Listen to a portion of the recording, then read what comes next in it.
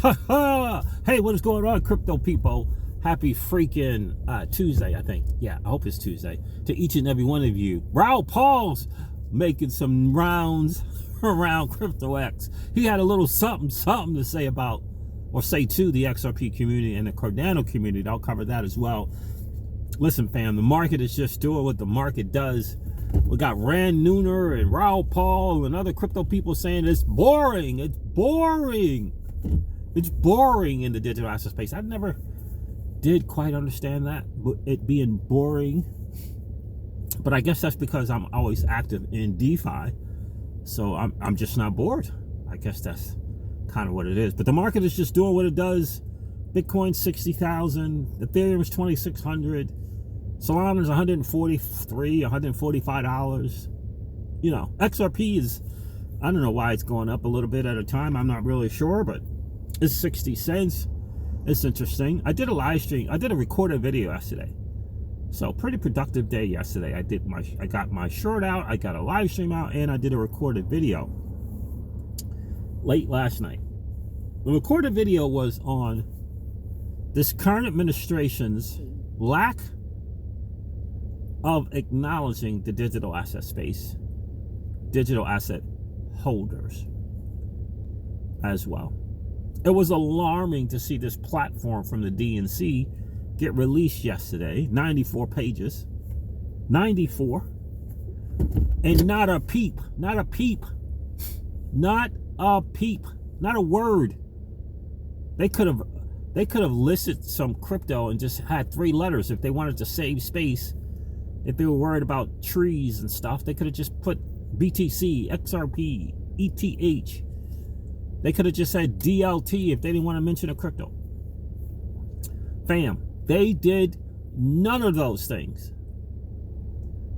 Not a peep or word about not an acknowledgement of this digital asset space. How are you feeling about that? How are you feeling about it? I understand people like Steve Kerr. I understand him, right? He's not in the space. He's made his wealth in the dirty, nasty fiat world. 95% chance he doesn't own any crypto. I can understand him. But why do you have reservations? I don't know. Is there something more important than the security in your country and your ability to transact, transactional freedom? Is there something more important than that?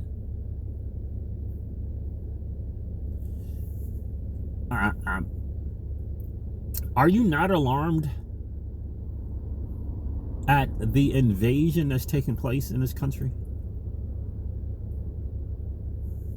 Are you not alarmed by what's going on in Arizona right now with these gangs literally forcing people out of their homes?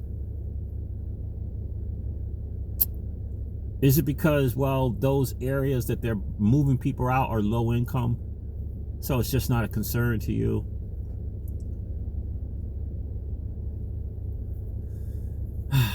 Nayib Bukele mentioned something about the Venezuelan gangs. He mentioned it. And he said they were in the U.S. He mentioned 3 different states.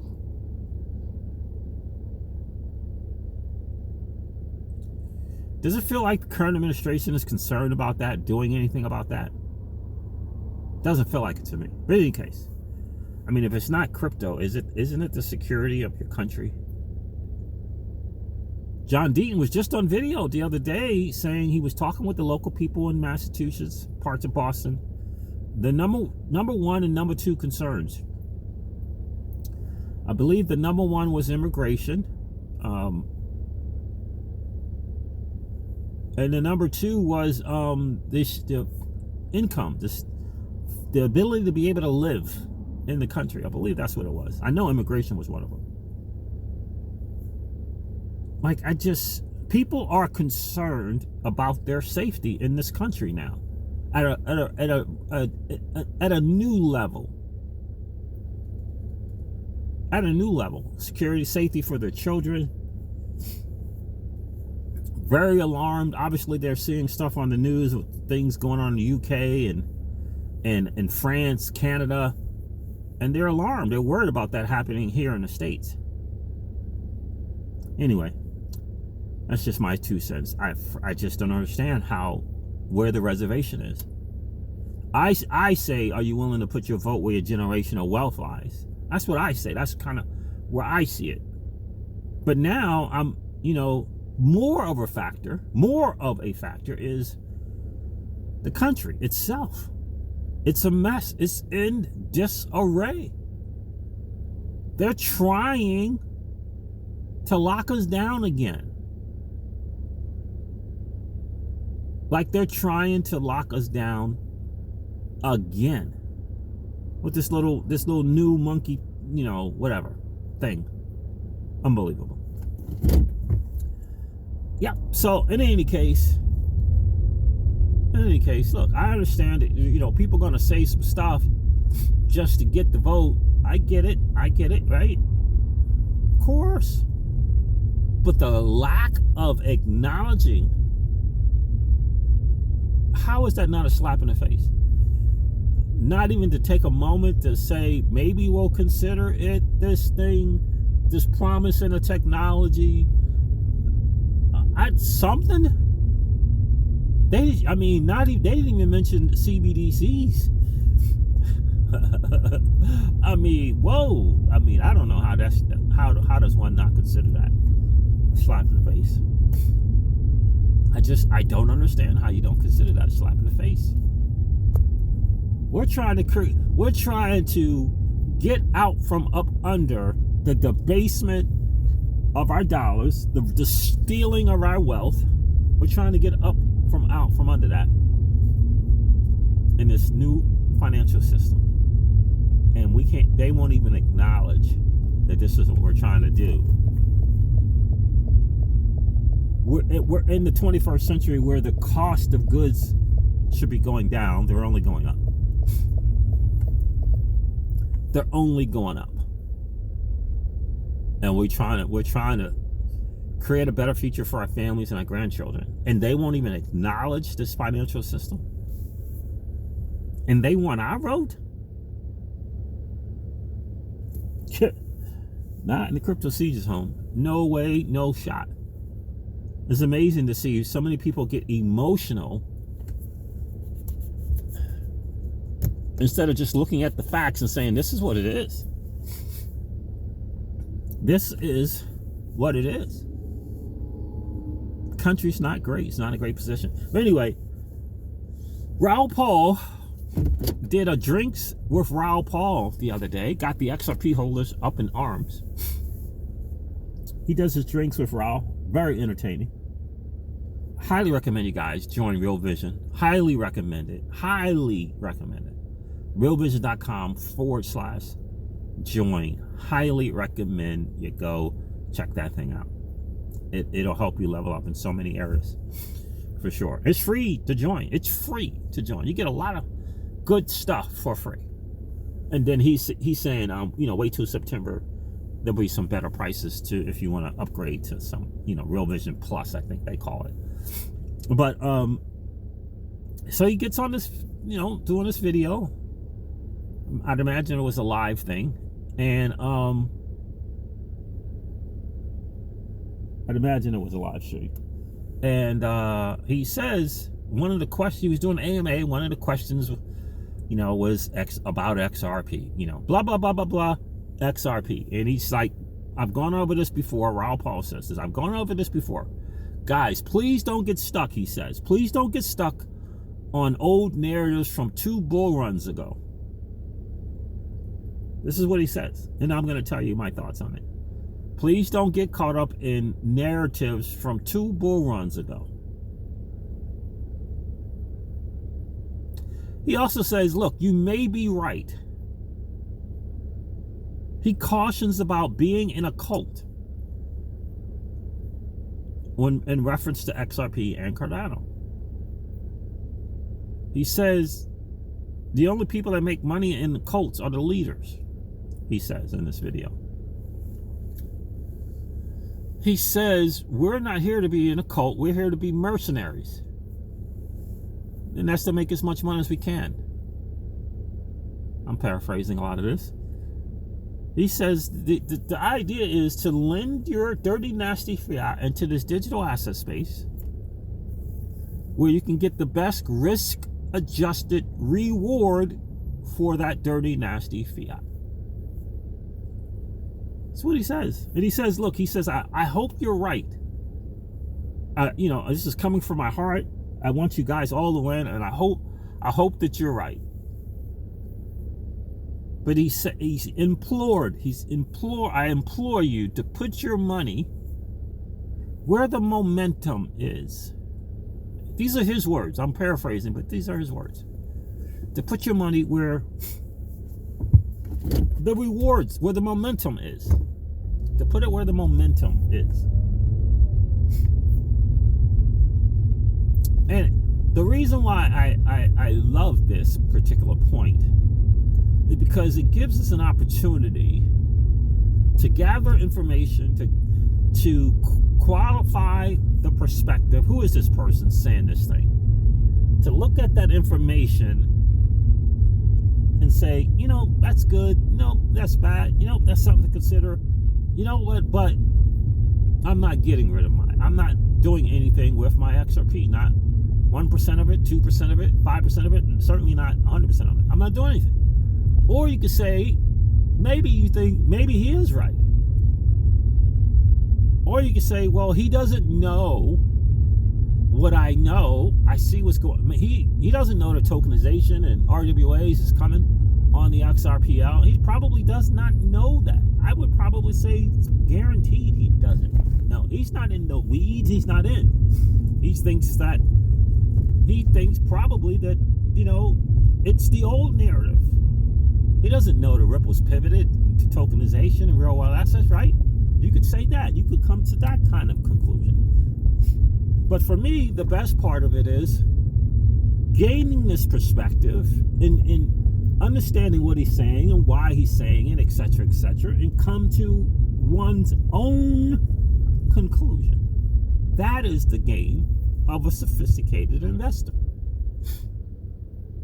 And then when you come to your own conclusion, you own it. You own that conclusion. You own that decision. You don't blame someone else for it. In my opinion, this is the journey of a sophisticated investor. Are you on that journey?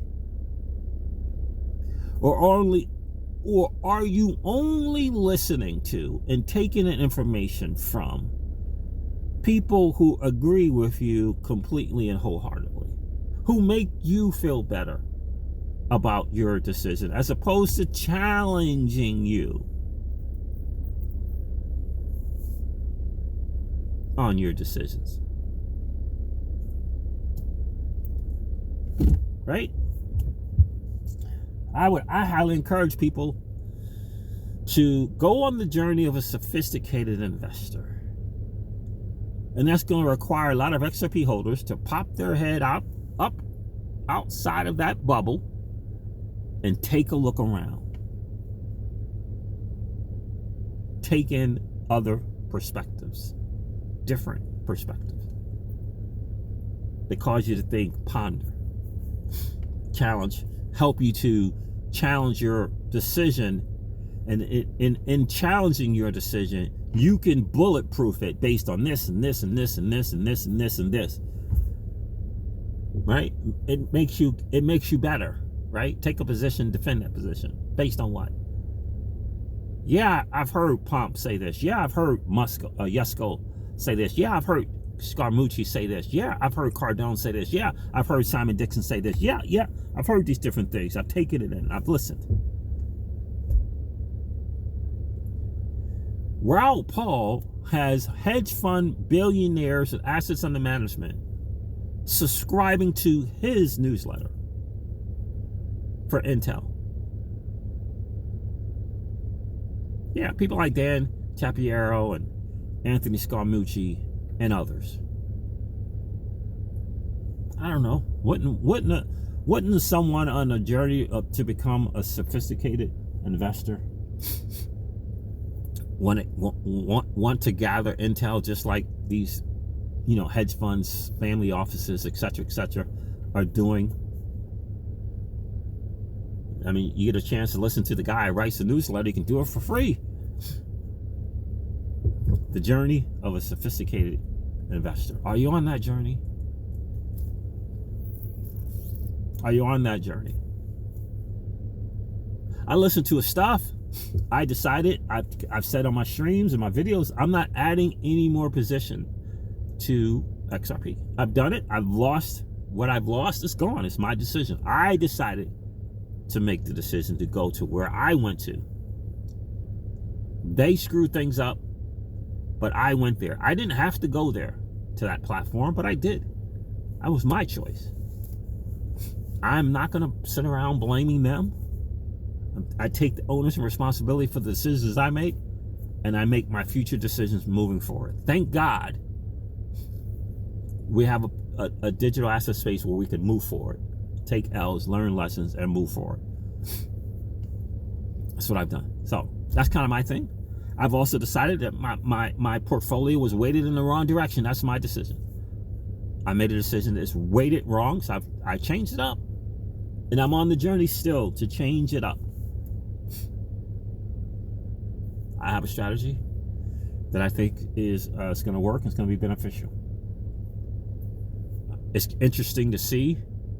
I challenge people all the time. Look at your wallet. What does it look like? Because that's going to really tell you your story. How's it doing? How's it performing? Are you looking in it? And do you have assets that are giving you a year-over-year return of 40% or higher? Because there are assets in the digital asset space that are giving people that. Since 2017. Are you aware of those numbers? Are you aware of those assets? And do you have them? Do you have them and you're accumulating them?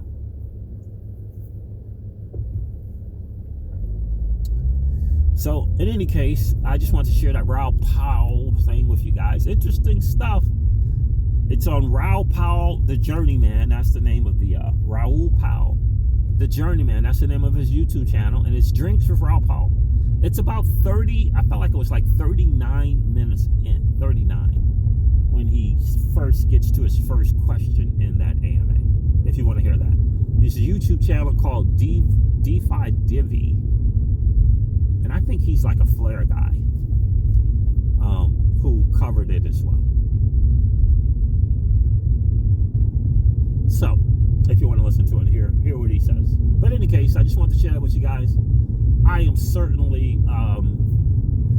by the way, there was just a regular guy posted about XRP holders, and he was like, he's one. He said, I'm at this point where I really believe that most of the people holding, including myself, was because of fear of missing out, and I don't want to be in that camp. So he was going to make a move. I don't know what that move is, but he was going to make a move. Whatever that move is, he was going to make it. So that's an interesting point. Now, for me, I believe we missed the 20 and 21 bull run. We knew that. We understand that. I believe with greater access and being able to participate in this bull run, the asset XRP is going to have a chance to do something. We got to see what it's going to be. But for me, I'm in evaluation mode. I'm going to evaluate execution of Ripple. I'm going to evaluate network adoption of the blockchain XRPL, which means really evaluating Ripple X. Evaluating Ripple X. What is Ripple X doing? That's what I'm in the business of doing now. That's my strategy. Are they creating network adoption? Because for me, the formula is out for the rise in price of the asset. Is a formula that's out. Is Ripple X following it or not? We'll see by the numbers, not the story. We'll see by the numbers, not the story. That's kind of where I am. All right, fam. There it is. Thank you so much for hanging out. I appreciate you guys. I'm going to end this video like I do. This wraps up your XRP Ripple drive time news. I hope it was of value to you. If it was, do me a favor, hit that like button. And if you've been hanging out watching the Crypto Seeds, if you've enjoyed those hangouts, please consider subscribing to the channel. I'm going to end this one like I do all my videos and remind you guys of this. Old money doesn't want you to win. But that's okay, though, because you and I, we're already winning. And I would ask you to consider this, perhaps ponder the idea or notion of living your life permissionless. I'll talk to you guys soon. See ya.